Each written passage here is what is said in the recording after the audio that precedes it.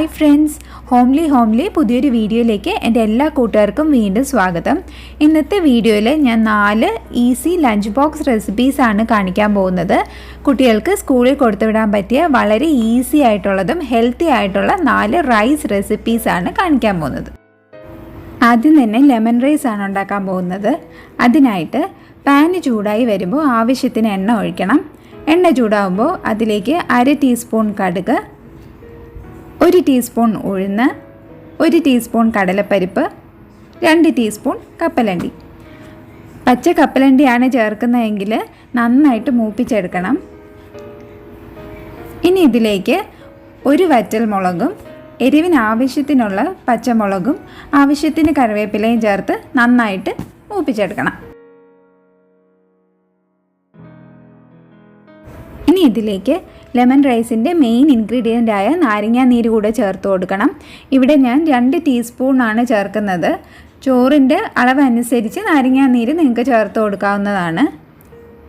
ഇനി ലാസ്റ്റ് വേവിച്ച് വെച്ച് ചോറ് കൂടെ ചേർത്ത് കൊടുക്കണം. ബസുമതി റൈസാണ് ഞാനിവിടെ ചേർക്കുന്നത്. അതില്ലെങ്കിൽ അതിന് പകരം വേറെ ഏത് റൈസ് വേണമെങ്കിലും ചേർക്കാം.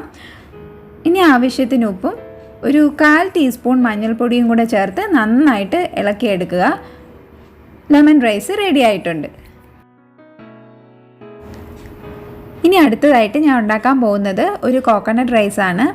അതിനായിട്ട് വെളിച്ചെണ്ണ ചൂടായി വരുമ്പോൾ കടുകും കുറച്ച് ഉഴുന്നും വറ്റൽമുളകും ചേർത്ത് നന്നായിട്ട് വഴറ്റിയെടുക്കണം. ഇതിലേക്ക് കുറച്ച് കറിവേപ്പിലയും എരിവിന് ആവശ്യത്തിനുള്ള പച്ചമുളകും കൂടെ ചേർത്ത് കൊടുക്കാം. ഞാനിവിടെ 1 പച്ചമുളകാണ് 2ആയിട്ട് കീറിയത് ചേർത്ത് കൊടുത്തിട്ടുള്ളത്. ഇനി അതിലേക്ക് 3 ടേബിൾ സ്പൂൺ തേങ്ങ ചിരകിയത് കൂടെ ചേർത്ത് കൊടുക്കാം.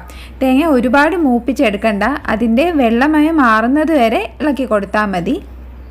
ഇനി ആവശ്യത്തിന് ഉപ്പും കൂടെ ചേർത്ത് നന്നായിട്ട് മിക്സാക്കി എടുക്കണം. ലാസ്റ്റ് നേരത്തെ നമ്മൾ വേവിച്ച് വെച്ച് റൈസും കൂടെ ചേർത്ത് നന്നായിട്ട് മിക്സ് ചെയ്തെടുക്കാം. അങ്ങനെ കോക്കനട്ട് റൈസും റെഡി ആയിട്ടുണ്ട്. വളരെ എളുപ്പമാണ് ഇതുണ്ടാക്കാൻ. ഇനി അടുത്തതായിട്ട് ക്യാരറ്റ് റൈസ് ആണ് ഉണ്ടാക്കുന്നത്. ഇതും നല്ല എളുപ്പത്തിൽ ഉണ്ടാക്കാൻ പറ്റുന്ന ഒരു ലഞ്ച് ബോക്സ് റെസിപ്പിയാണ്. ഇതിലും എണ്ണ ചൂടായി വരുമ്പോൾ 2-3 അല്ലി വെളുത്തുള്ളി ചെറുതായിട്ടൊന്ന് വഴറ്റിയെടുക്കണം. അതിലേക്ക് ഒരു ചെറിയ പച്ചമുളകും 1 മീഡിയം സൈസ് സവാള ചെറുതായിട്ട് അരിഞ്ഞതും കൂടെ ചേർത്ത് ആവശ്യത്തിന് ഉപ്പും കൂടെ ചേർത്ത് നന്നായിട്ടൊന്ന് വഴറ്റിയെടുക്കണം. ഇനി ഇതിലേക്ക് ഒരു മീഡിയം സൈസ് ക്യാരറ്റ് ഗ്രേറ്റ് ചെയ്തതും കൂടെ ചേർക്കണം. അതോടൊപ്പം ഒരു 1/2 ടീസ്പൂൺ സാമ്പാർ പൊടി കൂടെ ചേർത്ത് കൊടുക്കണം. ഈ സാമ്പാർ പൊടി ചേർക്കുന്നത് കൊണ്ടാണ് ഈ ക്യാരറ്റ് റൈസിന് ഒരു പ്രത്യേക ടേസ്റ്റ് വരുന്നത്. ഇനി ഇത് രണ്ടും കൂടെ ചേർത്ത് നന്നായിട്ടൊന്ന് ഇളക്കിയെടുക്കണം. ഇനി വേവിച്ച് വെച്ച റൈസും കുറച്ച് മല്ലിയിലയും ചേർത്ത് നല്ലതുപോലെ മിക്സ് ചെയ്തെടുക്കണം. അങ്ങനെ ക്യാരറ്റ് റൈസും റെഡി ആയിട്ടുണ്ട്. ഇനി നമ്മൾ ഉണ്ടാക്കാൻ പോകുന്നത് വളരെ ടേസ്റ്റി ആയിട്ടുള്ള ഒരു എഗ് ഫ്രൈഡ് റൈസ് ആണ്. സോസ് ഒന്നും ചേർക്കാത്ത സിമ്പിളായിട്ടുള്ള ഒരു ഫ്രൈഡ് റൈസിൻ്റെ റെസിപ്പിയാണിത്. പാൻ ചൂടാകുമ്പോൾ കുറച്ച് എണ്ണ ഒഴിച്ച് കൊടുത്തിട്ടുണ്ട്. ആദ്യം തന്നെ 2 മുട്ട ഉപ്പും കൂടെ ചേർത്ത് ബീറ്റ് ചെയ്ത് എടുത്തിട്ടുണ്ട്. ഒന്ന് ചിക്കി എടുക്കണം. അങ്ങനെ മുട്ട ഇവിടെ ആയിട്ടുണ്ട്.